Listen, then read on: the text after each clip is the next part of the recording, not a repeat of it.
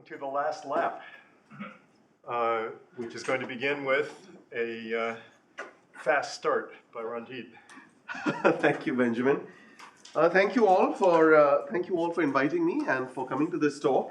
Hopefully, this will be a very it'll be a quick and easy talk to sort of get us started on Friday. What I really want to hope to get out for you to get out of this talk is just this problem of checking JITs. And so if for those of you who are already familiar with this and you just want to sort of cut to the chase, you can whip out your cell phones and do the whole QR code thing and just read the paper, go to the results for details if you find all the introductory material too boring. Okay, so I think the general spirit of this work, I think, was echoed nicely by Peter's line, which is, can we think of specifications as a lever to improve mainstream engineering? Okay, and let me tell you about this work that we've been doing. And when I say we, what I really mean is Naomi is the one who's been doing all the work. The rest of us are just sort of trying to keep up with her. Okay, securing JITs with symbolic meta execution. So Philippa, I don't know if she's here still. She alluded to this White House press release from a few months ago about how we must make software memory safe and so on and so forth. And well, the building blocks of cyberspace. I think the people who put this together will be here in a couple of weeks, and you can grill them about it. One of the main things they want is memory safe programming languages. Well, I have good news for you all. They also want some formal methods, by the way, for those of you who feel you're getting left out. We have a widely used memory safe programming language. It's called JavaScript. Just the entire World Wide Web runs on it. It is memory safe, okay? There's a bit of a catch, which is that JavaScript is also what they like to call dynamic. Okay, so let me explain a little bit what dynamic means in the context of JavaScript. It means that if I have this tiny little snippet of code over here, it's just a simple while loop, I is equal to 0 while I is equal to foo.length. Inside this loop, let's say it runs, who knows, 1,000 times, 1 billion times. You want to check up the value of foo.length. Where is foo.length? It is not something so simple as, there's a struct called foo and you simply go and look up its length field. Oh no. Because JavaScript is very dynamic, what it means is that, well, you have to do a whole bunch of shenanigans to figure out where this length is. Okay, so you might say, well, it might be at some known field offset, or it might be that you have to follow what are called the prototype chains to find foo.length, or you might have the user might have written a specific get method that overrides all of the defaults, and you might have to invoke that. Okay, so all of this would make the program dog slow to run. Okay, the web would not function if, in fact, at every iteration of the loop, you had to sort of chase down a whole bunch of pointers, right? So specifically let's just say this is the fast case, right? In the fast case, foo happens to be, I think, what they call a packed array. Here's what things look like. Okay, so let's see if I can get this laser pointer to work. So foo points at a little block of memory, which is a native object. And this native object has a pointer called shape. And shape points to yet another little box. And this little box has a pointer called class. And this class says that I am a typed array. And now that you know that it's a typed array, you can make, in that case, the length was right here. Okay, you can just read it off at whatever that original pointer was with an offset of 8, right? 8 bytes away from it. So far, so good. But this is what you would have to do every time you wanted to look up foo.length. So now, the reason that JavaScript runs fast is because what modern sort of JavaScript engines do is they JIT optimize this. So what they say is, well, the first time we run this code, we are going to figure out where the hell this offset lives. And then from then on, we'll just execute a sort of fast path that just runs that, that directly looks up that offset. So this is roughly what a JIT is going to do, right? We're going to say, okay, you just executed some operation foo.length. The first iteration, you're going to do a whole bunch of work to figure out where the offset actually is. And in the next iterations, this JIT is going to emit something. I mean, I'm going to introduce a whole bunch of intermediate languages, but let's just say it introduces something called macro assembler code, which is a sort of fairly low-level abstraction over different kinds of assembly instructions, x86, etc., etc. And this macro assembler code is going to encode this fast lookup at whatever that fixed offset was. So let's see what that might look like. Okay, so here's foo.length. And what I'm going to do, what the JIT is going to do rather, is it's going to emit a stub. These are very precise technical terms, okay? This is literally what they use in the literature. A stub which is going to get the dot length property for any R0, okay, for any other value. We're not going to specialize it just to this foo, for any R0 that is similar to foo, okay? And so what might this macro assembler look like? It'll look greatly simplified, something like this. So first, given any R0, any register, let's just say, right, R0, the macro assembler is going to check, is R0 in fact an object? First of all, we want to make sure that it points to one of those object boxes. Then we want to check, and this is crucial, does R0's shape pointer, remember how we sort of looked up a shape pointer, does that shape pointer point to the same thing, the same sort of slot that we saw the first time round when we looked at foo? Okay, so does R0 still point to this, does it point to this, whatever this dead beef address? Literally a pointer equality, right? And if either of these tests don't work out, then the JIT just sort of aborts and it says, okay, go back and do the slow thing. Okay, so but if both of these succeed, then what the JIT says is, then you may just go ahead, go to R0, just read at some fixed offset from wherever R0 is pointing and slurp that result into R1. Okay, so far so good? Somewhat simplified? Okay, read the integer at this particular point. So, this is the kind of JIT optimized code for this simple dot length, right? So what could go wrong here? What could go wrong is that this is a very sort of dangerous thing to do, because this is, remember, going back to that, this is a memory safety. You're just reading a pointer at some random offset from wherever this register R0 points to. And the only reason this is safe is because we did all these, we sort of placed all these guards in before this particular load. And so if you didn't put these loads in, you would be reading random memory. Okay, and you can actually craft surface level attacks if these guards are omitted. Yes, Sasha. Is there a world where someone could have modified what's behind that beef? There is such a world, but that's not the world we are going to be in. But you're right, that is possible. So there's a whole bunch of sort of invariants that the runtime is maintaining about what dead beef is pointing at. So it's a very valid point, right? But we're assuming that those bits, I mean, no one should be able to modify dead beef, right? So if you preserve your type invariants, then you should not be able to modify those things, I think. Yeah, is the way to think about it. Yeah. It still sounds horribly slow, because if you would take a C compiler or so, it would just voice this whole thing out of the loop and look up the length once and then... Hey man, I don't write the JITs, okay? So, so this is just a simplified version of what they're doing. But do you have any intuition what you're doing, or you don't know? These are two pointer loads. These are two pointer checks. How will it avoid, do you have any intuition if it will avoid looking up the length every iteration? Obviously, you would pull the actual, if this was a real piece of JavaScript, you would actually put the foo.length outside the loop. I think that's your point. Why would you even look up the length again and again inside the loop? Right. So this is purely for, I think, exposition, but go on. Yeah? Well, no, I mean, first of all, it's actually true that this can change any time, right? Like, some JavaScript engines even like morph objects into different representation. Right. And of course, if I is a mutable variable or foo or whatever it was, then it can also change. Right. You have to cater for all these things, right? And so that's why you also can't even voice these things out of the loop in general. Fair enough. The loop itself might modify this, or call a function and Right. then you don't do anything like about this object, right? Right. So only in very special cases you can actually maybe voice or erase these checks. Otherwise, it's just unsafe. But usually these are pretty fast because branch predictions really nice. Thanks for the clarification. Okay. So if you have the wrong guards, so all of this sort of, it's only legitimate to do all these if you pop the right guards in over here, right? Absent these guards, bad things can happen. And how could you get the wrong guards? Well, here's how. So this is what the code for the, there's this black box that emits the MASM. It's not a black box. It's a bunch of C++ code that emits the MASM. And here's a very stripped down version of what the JIT, I'm just calling it jit.cpp. It looks something like this. Okay, so this is, there's a little function. Let me see if this has a back button. There we go. It doesn't matter what the name is. So this is the JIT compiler sort of literally, it does some tests. I've simplified a lot of things here. It does some tests and it emits this, the little check that makes sure that the thing you're pointing to is in fact, an object. Then it has this, then it calls another helper function, which is going to emit the check that's going to make sure that this was in fact an array. Okay? And then if it's, once you've emitted that check, you'll have a third piece of code that's going to emit the code that actually reads off the length field, okay, at whatever the other 8-byte offset or what have you.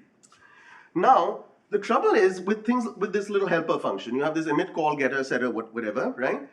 And these functions are sort of written to be reusable in many different contexts. So in fact, the body of this particular function might say something like there might be n different modes, and you might have a specialized mode. And in the specialized mode, you would literally check, you would emit the same check that I showed you, that make sure that the object that you see in the subsequent iteration points to exactly the same shape as the object that you saw in the first iteration. Roughly, that's what this check is saying. But in some other context, you might emit a guard that is slightly different. You might say, well, all you have to do is check that the object that that you're working with has whatever that particular key was. Okay, so they call this a more, I don't know why, maybe Andreas knows, they call it a megamorphic mode. So it sort of applies to more settings. There's some reason, right? And the deal is, this sounds like a completely terrible thing to do, but in fact, when you call this particular function in other situations, it is in fact safe. It just so happens that if you call it in this particular context, it's unsafe. And this is not a sort of hypothetical. There were sort of real bugs like this, right? Inside the Firefox engine. And so the question we're trying to address is, well, how can you make sure that when you build a JIT compiler, you don't get these kinds of errors? Of course, if you omit the guard, all your memory safety guarantees sort of go up in smoke, right? Okay, so here's the problem. JIT bugs sort of invalidate any memory safety kind of properties. And so what are you going to do?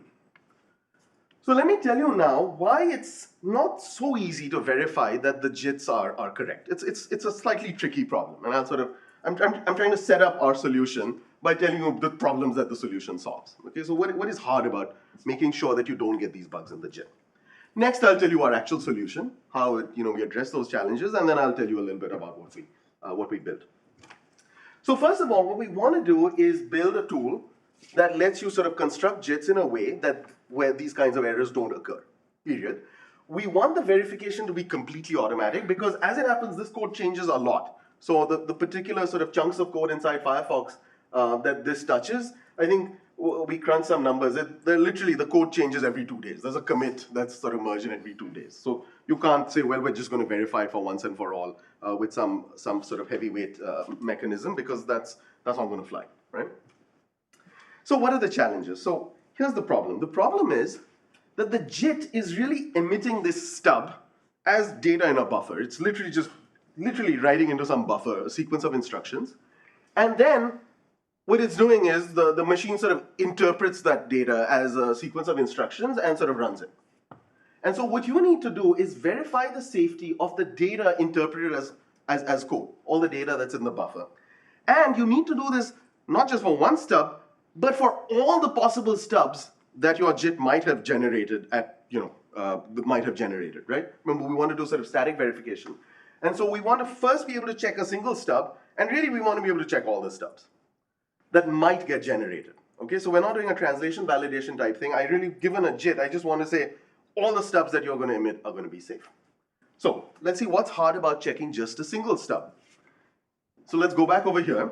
And if you look at this was a single stub that we emitted, right? I showed you the first time round. This checks that it's an object, check that its shape is so-and-so, and then do the memory read. Now, if you stare at this on its own is not safe. Because as Andreas alluded, this branch shape pointer points to some random deadbeef, whatever this address is, right?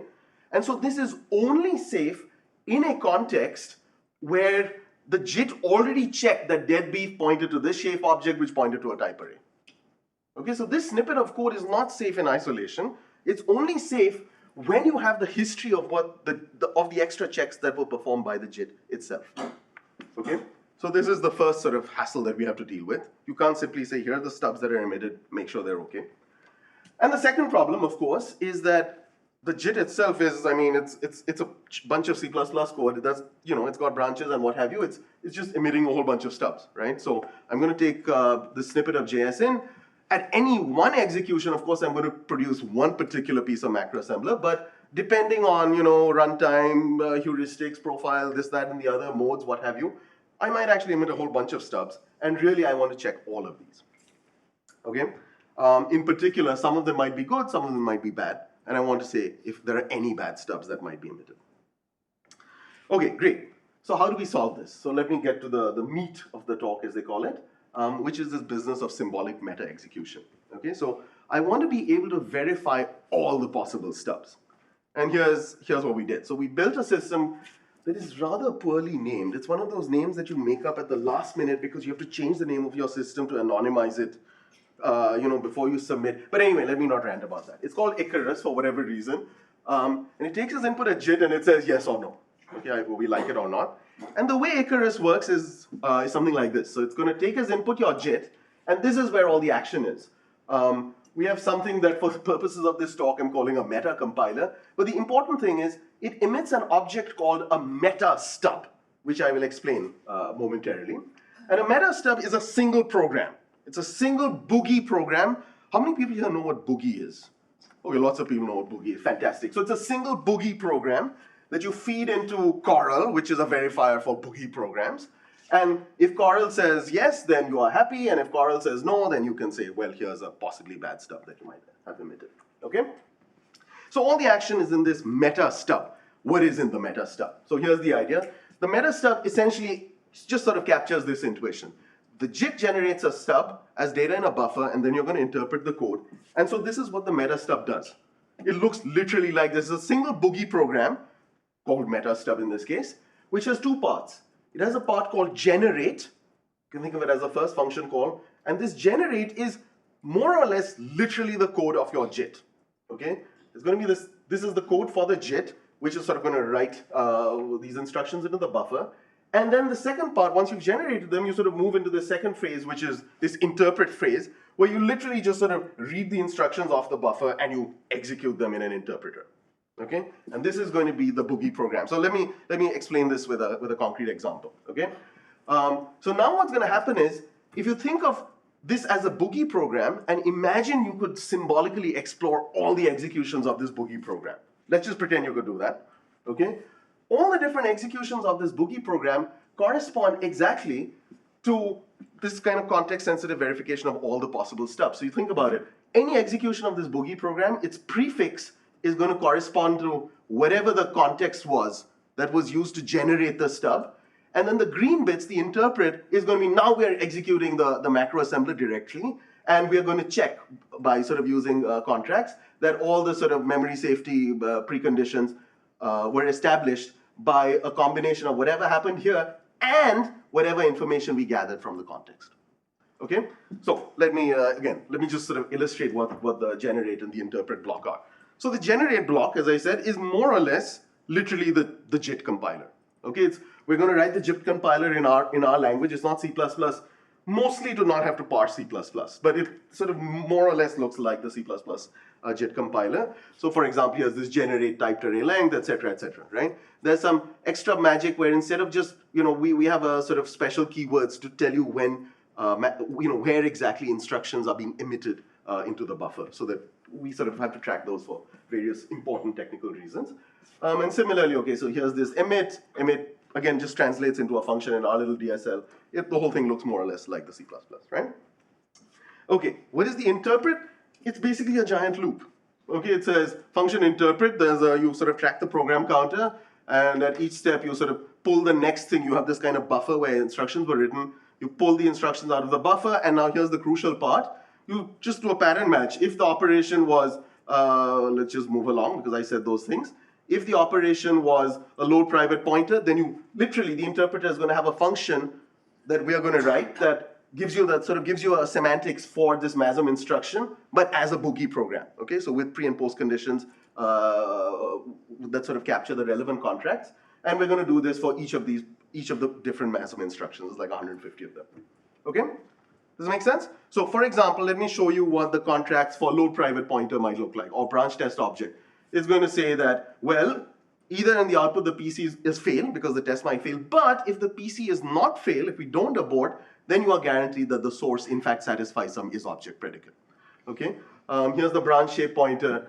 It's going to require that the object, the value you pass in, is in fact, satisfies this is-object predicate, and now it's going to guarantee that the shape of the thing you pointed, that you gave in as the first operand, is in fact equal to whatever the second operand is. Okay. I'm simplifying things more than a little bit over here, but I think just to give you the general idea, right? So here's how you might encode the memory safety of this load private pointer. It's going to say something like, well, again, the thing must be an object, and whatever offset you give me must be less than 8 times the number of slots of the shape of whatever that source was. Okay? And so again, where is the slots going to come from? We'll see that in a second. Okay? So far, so good? So I just have a bunch of contracts for each of my interpreter functions. And now the boogie program, when I sort of execute all the parts, is going to check that every generated sequence of instructions in the stub is safe when against the contracts that I wrote. Okay, so if I take each of my different stubs, let's see what happens. So let's look at one particular trace. Let's look at just one particular trace. So what's going to happen is, right up at the top, I'm going to check, is typed array, so this is what this is JIT code over here, right? It's going to say if it's not a typed array, then you abort. And so in the successful path, we know is typed array is true. And so in the symbolic execution, I'm going to get these little post conditions from the is typed array function. Okay, so I'm going to learn, I hope again people are familiar with assume and assert. Okay, so I get to assume that the value that this symbolic v0 that I got for value is in fact a typed array, and there's an invariant about typed array that the number of slots is equal to 1, let's just say. Okay. Now as I sort of keep stepping through this, in the generate phase, I sort of emit one of these branch test object instructions. Then I call this this function, and what this function is going to do is in the good mode, it's going to check this shape, and it's going to emit this instruction branch shape pointer is equal to shape. And what this is going to give me is an assume this mode is equal to specialize, and I'm going to emit this particular instruction, this branch shape pointer instruction, right? And then finally, I'm going to, in the generate phase, I'm going to emit this load private whatever instruction, right, down here.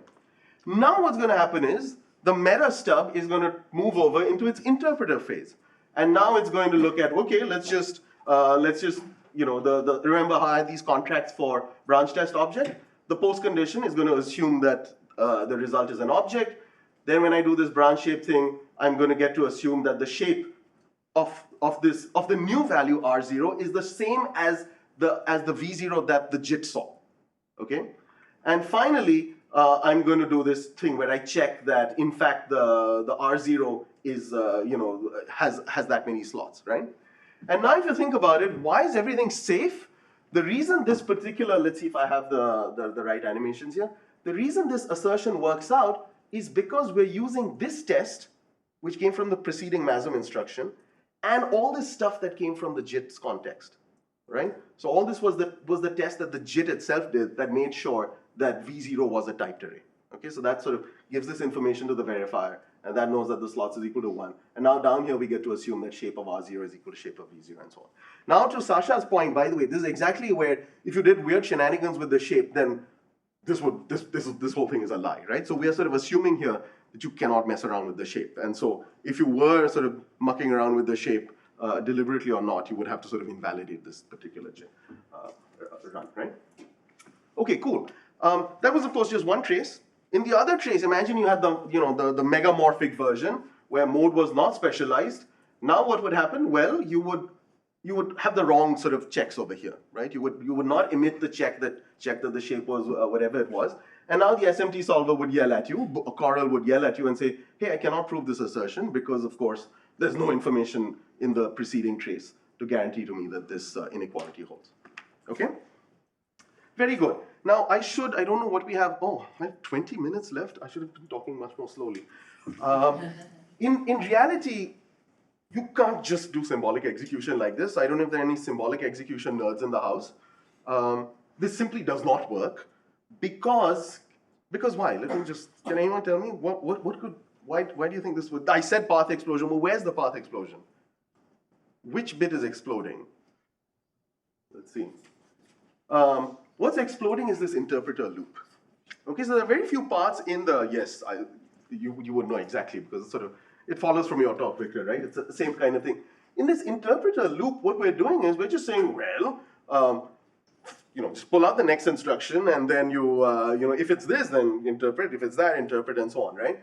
Now, the symbolic executors are not very bright, okay? So what's going to happen is, imagine you have k different MASM opcodes, so k different kinds of instructions, and imagine that you are interested in, let's say you fix your execution traces to some size n, right? The symbolic executor is going to symbolically, explicitly explore k to the n paths in the interpret.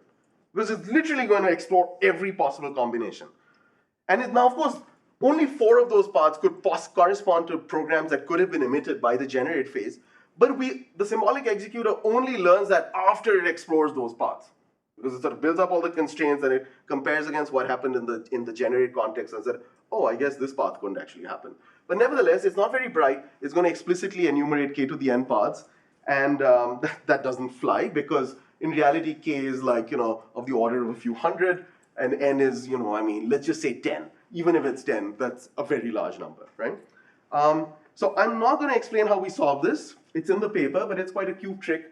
Long story short, remember how I said that in the JIT, we sort of have this special emit keyword that sort of tracks where we're emitting instructions? We use that particular emit keyword to build a little automaton that describes an over-approximation of the sequences of possible MASM instructions that the JIT can emit. And then in the interpreter, it's not this really dumb loop. We sort of constrain that dumb loop with this regular expression.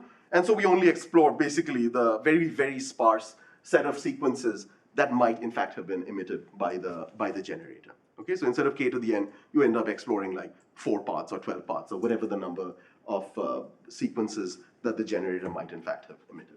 Okay, so we can talk about that offline. Yeah. Can your interpreter interpret your pre-expanded form? In other words, all the indirections that are required by the language to dereference whatever it is, like the length that you want? So there are 2 different answers to that.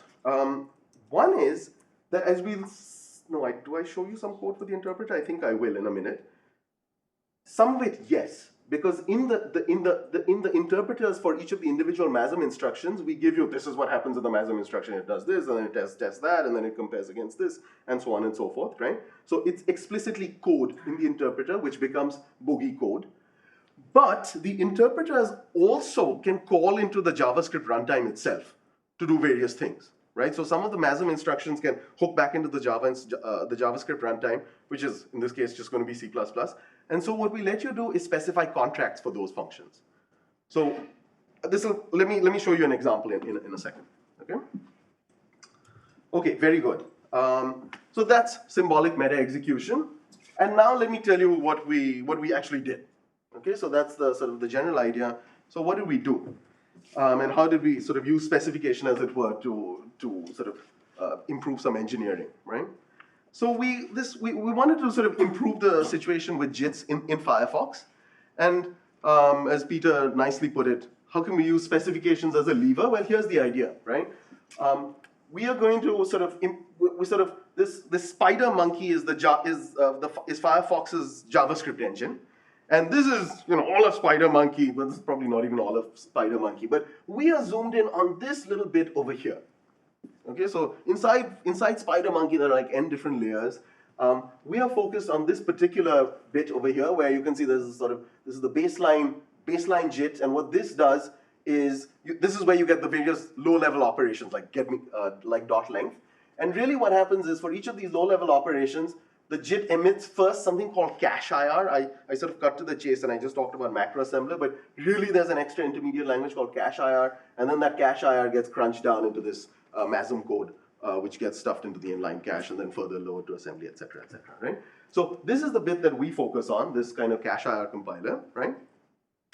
And let me tell you, when somebody talks about verification, the first question, as Mike Dodds nicely explained to us, is what exactly did you verify? Okay, what is the theorem? So let me first tell you a little bit about what kinds of things we verified. Then I'll tell you how we just described the JIT itself, how the verification works, and so on. Right? Okay, so first briefly, what are the kinds of properties? I've already alluded to memory, sort of basic memory bound safety. Right? So whenever you're doing these sort of reads off various addresses, you want to make sure that you're reading into some allocated region or some safe region for that address. Unlike many of the talks we've seen earlier, all of this is specified in a very kind of axiomatic style. We don't have an operational semantics for macro assembler, right? It's all defined in terms of, or it's all specified in terms of this boogie code plus these contracts. Okay, so just like I showed you for load private int pointer, we just require that the offset is within R0 plus 8 times the shape of whatever R0 points to. Okay, there is no operational model beyond that. It's literally just the contract. And the same for all the other properties. So it would be interesting to see if one can build an operational specification for macro assembler and then check the contracts against that. Then we check things like, for example, you allocate registers properly, you don't clobber registers, etc. This is an important one that in various places when you, for example, various operations, for example, require that a value is an object before you can proceed. And so there are various predicates and various contracts that check that this one is an object and that one is an array and so on and so on and so forth. And then in various places, as I said, when you're sort of executing the macro assembler, you can hook back into C++, into the C++ runtime, and so there are various kind of type safety requirements over there for the arguments, right? So we check various sort of preconditions that, roughly speaking, say that the API calls that you make into the C++ runtime are safe. Okay, so how is all of this described? The way it's described is, as I said, we have a DSL called Icarus. And in this DSL, you specify various things. First, you just specify the syntax of different sort of primitive operations, like dot length and things like that. Then you specify different kinds of cache IR instructions. And then you specify different kinds of macro assembler instructions. It's just data types, right? So you might say, these are all my cache IR instructions. And there's like, I don't know, 100 more of these. And these are all my MASM instructions. And whatever, there's 100 of these, right? So this is just an ADT that lets you specify the different kinds of instructions. The real work is in specifying a compiler, the JIT compiler, right, which sort of translates between these layers. So you sort of translate from the top level instructions first into cache IR, and then you have a separate compiler that translates from cache IR into MASM. And the reason we do this is because this is what SpiderMonkey does. And we want to ultimately be able to take what we have and have it be a drop-in replacement in sort of bits and pieces inside SpiderMonkey, right? So we're really just mirroring exactly what happens inside SpiderMonkey. And each of these compilers are going to take an instruction in some source language and emit a sequence of instructions in some target language, right? So it could be at the top level to cache IR, or it could be cache IR to MASM. So, for example, we already saw this, right? If you look at this try attached, mumble, mumble, mumble, this actually takes as input this source level operation and it emits as output cache IR instructions, right? And you can have a separate compiler that takes this guard to object, which is a cache IR instruction, and emits the actual low level macro assembler corresponding to the implementation of this particular thing, right? And finally, what you have to specify is this interpreter. So this is, we'll hopefully get to Warren's question. What this interpreter is going to do is for each MASM instruction, it's a chunk of code that gives you it has some sort of operational flavor, and it has some contracts for the C++ functions that we just say a call happens into C++, and when the call succeeds, you get back some post condition from that call. Okay. So for example, let's look at this, right? So this is a function that unboxes non-doubles. Okay. And there's a whole bunch of things going on over here. In this, first of all, there's a precondition that checks that the value type should not be a double. This is the kind of type safety sort of contract that you can specify, right? Then what's going to happen is this is somewhere buried inside this function, and this is Warren to your point. So this is the code that the interpreter runs, but the interpreter sort of calls back into the C++, and this C++ is this function, whatever, value to object, which is this raw means that it literally calls back into the C++ value to object. But since we are not modeling this, or rather the only way we model the C++ is we just get to assume a post condition that says the value satisfies, the value is some uninterpreted predicate from object of object. Okay, so it's just sort of modeling the C++ runtime with these contracts. Okay, so now you as the programmer, by which I mean Naomi, gives a specification of the JIT by describing all of these five things, I should say. And then two different things happen. First, as I alluded before, we sort of we generate the various meta stubs and we check if they're safe or unsafe. But second, there was enough of a description in here that we can actually also emit C++ code and just drop it into SpiderMonkey in all the relevant places where the operations were being converted to cache IR, or cache IR was being converted to macro assembler, and then you can just run the code. Okay, so you can literally just use that code, the hopefully verified code inside SpiderMonkey, right? Okay, so what are the kind of numbers we're talking about? So we looked at, I mean, this is a huge kind of code base. So we only looked at about 20 or so of the 270 odd top level code generators that are inside SpiderMonkey. So it looks like a tiny fraction, but each of these 20 is about 1,000 lines of C++ that you have to sort of port over into your DSL, right? So it's about, whatever, it's maybe 800 lines, you can do the math. Now, each of these, remember, each of these code generators, they emit cache IR instructions. And so there's about 330 different cache IR instructions, and we only, in order to support these 20, we sort of represent about 80 of them, okay? And of course, for each of these 80 cache IR instructions, you then have to say how they get translated down to macro assembler. So that's about 130 different macro assembler instructions that you have to specify, right? And then there's, about 250 odd C++ JavaScript runtime functions that you have to write contracts for. Unfortunately or fortunately, I suppose the good news is that we were able to sort of reproduce a bunch of known bugs. So remember, what we're doing over here is we're taking the existing JIT, we're porting it over to our language, and then we sort of check if if it's safe or not. And we were able to sort of reproduce a bunch of known bugs, and then when you sort of apply the appropriate fix, it works out quite nicely. You can check them pretty fast. And remember, all of this is automatic, so you don't have to write any loop invariants or any such. And you can check them. We didn't find any new bugs, which probably means we need better contracts. That's my guess, right? Right. Peter is unhappy about that. And the last bit, of course, remember, I really want this, it's not just a checking tool. We're sort of advocating for, you wrote this whole specification, this is how you should be writing the JIT in the first place. This will only fly if the new JIT that you get is as good as the old one, the one that you just have with sort of raw C++. And so in order to make sure that that's the case, we also sort of have our drop-in replacement, and you sort of pound it with all the tests that Firefox pounds them with. They have a whole bunch of test suites, 50,000 plus sort of small tests, and all of these pass, and we ran them on the various benchmarks that one uses for these kinds of things, and they're basically more or less the same. They're quite indistinguishable. And again, this is not surprising because our port, our description is more or less line for line the same. I guess, ChatGPT could probably have emitted the Icarus description pretty automatically from the C++ source. Okay, very well. That's all I have to say. As a reminder, we started off with JIT bugs are tricky because you might emit the wrong code. You might emit unsafe code that's going to invalidate all your security guarantees. It's tricky to verify because you have to you can't just check the emitted code. You also have to pull in the context, and you have to do this for all possible emitted stubs. And I showed you this method, and it seems to work reasonably well inside Firefox. So, thank you.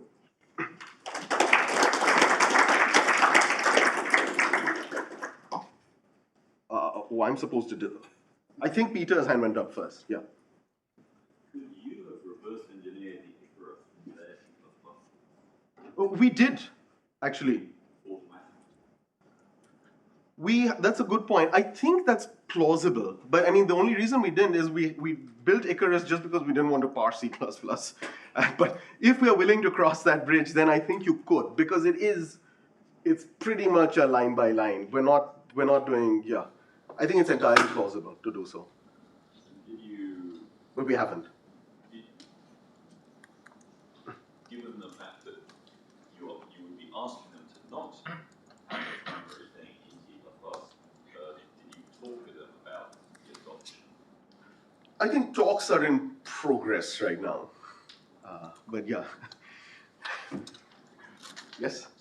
So I was wondering, because you didn't change MASM at all, I was wondering if you added assume and assert to MASM, which then at runtime could be either erased or checked. Mm-hmm. Kind of, because you've got these contracts, right, and you know what should be true at certain points. Right. So could you generate a slightly more elaborate MASM, which could then be used for runtime checking as well? That's a very interesting idea. I think it's yeah. So I mean, right now we just use it for the static verification, but you could imagine putting these checks in at runtime on the MASM itself. I guess you could. I mean, Andreas will say you probably don't want to because the whole point is to not slow things down with more checking at runtime. but you could erase them on the production code and on the various places where you're running tests. And Fair enough. things That's that right. give you A gradual kind of thing. Yeah, that makes sense. Andre, please something easy. So, are there some bounded model checkers that could consume C++, so you could actually run the original code on?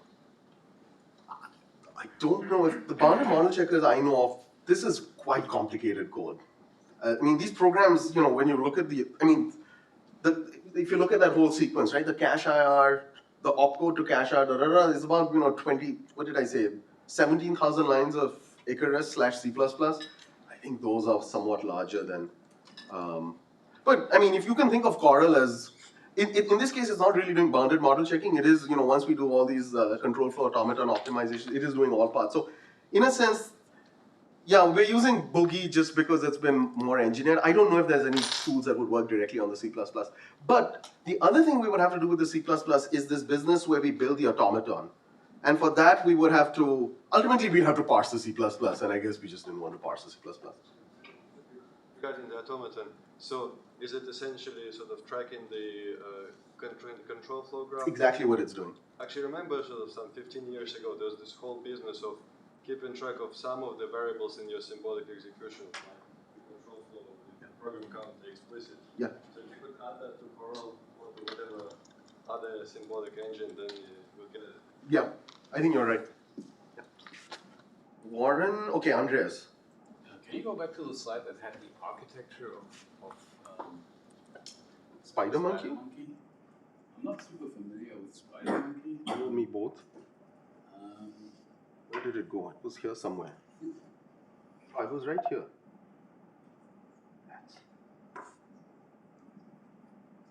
So, I mean, JavaScript engines are fast also because they have various compiler teams, right? Correct, correct.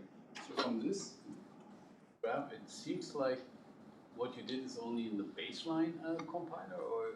No, the baseline is here, Yeah. which is outside. But that is like stubs, right? So usually what more optimizing tiers do, they inline all this crap that would otherwise be a stub and don't call out two separate stubs anymore. Right. So can you handle that as well, or like? So I think maybe this is not really, this is somewhat lying. So what's happening here is, I think we emit this, what is called cache IR, and then the cache IR itself is a bunch of stubs that get glued together into this MESM. Yeah. So there are really, for the talk itself, I just pretended we were going straight to MESM. But in fact, there are these two different layers over here. There's this intermediate cache IR layer, and then the cache IR gets lowered down even further to macro assembler. And there can be further sort of, shenanigans, right? I see. But nevertheless, I mean, if you're broad, we probably don't handle all the things. It's this very specific slice of what's happening inside. Yeah, that makes sense. Warren, I think we have 5 seconds. Thank you. But I started late, so you can take a minute. We started a few minutes late. Benjamin will attest. Okay. Okay, well, thank you very much.